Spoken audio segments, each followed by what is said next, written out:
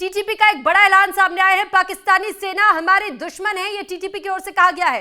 पाकिस्तान की जमीन पर जिहाद करेंगे, ये टीटीपी की ओर से कहना है। टीटीपी के प्रवक्ता मोहम्मद खैरसानी का यह बयान हम आपको बता रहे हैं। टीटीपी को कोई विदेशी समर्थन नहीं है, अपने दम पर लड़ेंगे। पाकिस्तान की सेना ने बार बार दावा किया है कि तहरीके तालिबान पाकिस्तान यानी कि टीटीपी के हमलों के सबूत बताते हैं कि इनकी प्लानिंग, फाइनेंसिंग और डायरेक्शन अफगानिस्तान से हुई थी और उसने इसमें अफगानिस्तान की भूमिका का भी आरोप लगाया।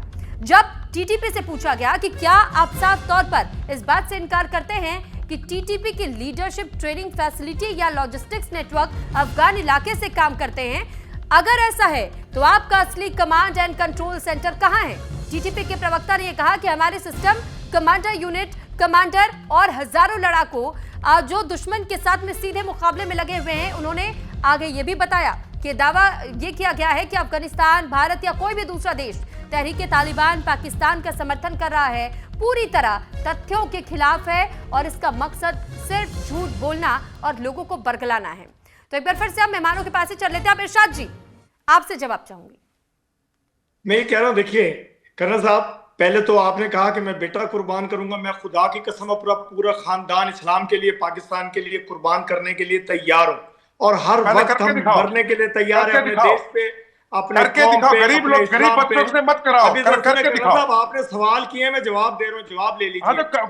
मैं सुनिए, सुन ले पूरा मत बनाओ ना, कर्नल साहब सुन ले, बनाओ। कर्नल साहब सुन ले जरा, आप थोड़ा धीरज रखिए। आपने मुझे मेरे बेटे के लिए कहा, मैं खुदा की कसम अपनी पूरी नस्ल कुर्बान करूंगा अपने इस्लाम पे, अपने पाकिस्तान पे, अपने देश के लिए। और जब आपने हिम्मत की थी मेरी सरहद की तरफ आंख उठाने की, खुदा की कसम हम अगली सफों में थे अपनी आर्मी के साथ, हम पूरी नस्ल। मैंने तो आपको कहा था पीछे गन रखी हुई है, तेल लगा के रखी हुई थी उस वक्त। अब तेल साफ किया इसका कि हमने ये देनी थी गने। अब दूसरी बात सुनिए कर्नल साहब, सुने मुझे फख्र होता है अपने अजीम आर्मी चीफ फील्ड मार्शल हाफिज आसिम मुनीर साहब पे, जब उनका नाम आप लेते हैं एहतराम के साथ, जिनका नाम आपकी पूरी कौम लेती है, पूरा हिंदुस्तान लेता है, और आपको अपने जनरल का नाम नहीं पता है। आप कर्नल हैं, आपको अपने आर्मी चीफ का, आज के आर्मी चीफ का नाम नहीं पता होगा, लेकिन मेरे आर्मी चीफ का नाम तो आपने भगवान की तरह आप हर वक्त लेते हैं। जनरल उपेंद्र द्विवेदी का भगवान हुआ ना, chief of army staff general Upendra Dwivedi का नाम तो तुम्हारा आसिफ मुनीर भी रोज लेता है। मुझे अपने आसिफ मुनीर रोज लेता है उसका नाम, जनरल उपेंद्र द्विवेदी का भगवान बन गया वो, जनरल उपेंद्र द्विवेदी। देखे कर्नल साहब, मैं आपके दरमियान में बरगला गए हो, आप बरगला गए हो।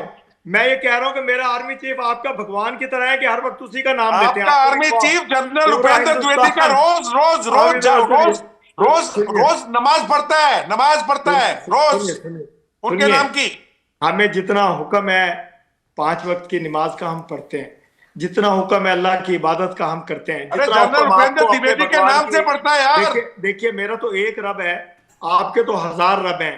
आपको मालूम नहीं कि आपका भगवान असली है कौन। मांगते आप भी मेरे रब से हैं, भगवान आपके हजारों होंगे, आप जगह जगह मत्था टेकते होंगे, लेकिन अपने रब के आगे मत्था टेकते हैं, जाके टेकते हैं और नमाज पढ़ते हैं और खुदा का शुक्र अदा करते हैं कि हमने अपने से 100 गुना बड़ी फौज को शिकस्त दी। आज एक अजीम पाकिस्तान है, आज एक अजीम आर्मी चीफ है, आज एक अजीम वजीर आजम पाकिस्तान मियां मोहम्मद शहबाज शरीफ साहब है। चलिए ठीक है, आज आप मुझे इरशाद जी सिर्फ इतना बता दीजिए, इरशाद जी सिर्फ आप मुझे इतना बताइए, मसूद अजहर को क्या आप लोग टेररिस्ट मानते हैं या नहीं मानते? उसामा बिन लादेन क्या आप लोगों के टेररिस्ट था या नहीं था? देखिए मैं हिंदुस्तान की किसी बात पे भी यकीन नहीं करता हूं। जो दहशतगर्द हैं उनको सजाएं अदालतें देंगी, जो जहां से उनको दहशतगर्द करार दिया गया वो उनको पकड़ेंगे, उनको सजाएं देंगे, उससे मेरा लेना देना नहीं है। मेरा लेना देना भावलपुर में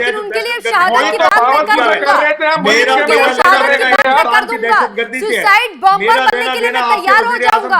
ये कोई तरीके होते हैं? इरशाद जी, जब आपसे सवाल पूछा जा रहा है कि क्या आप टेररिस्ट मानते हैं नहीं मानते, बाकी यूएन के देशों की ओर से भी, यूएन में भी जब मीटिंग्स हुई उसके बाद भी एक लिस्ट जारी की गई, ग्रे लिस्ट में पाकिस्तान को डाल दिया जाता है कभी, तो कभी कई ऐसे नामों की सूची तैयार होती है जिसमें पाकिस्तान के कई टेरर कैंप्स और कई टेररिस्ट ग्रुप्स का जिक्र आता है, तब भी आप कहेंगे कि यहाँ ऐसा कुछ नहीं है, मुझे कुछ पता ही नहीं है, लेकिन शहादत देने के लिए मैं तैयार हूं।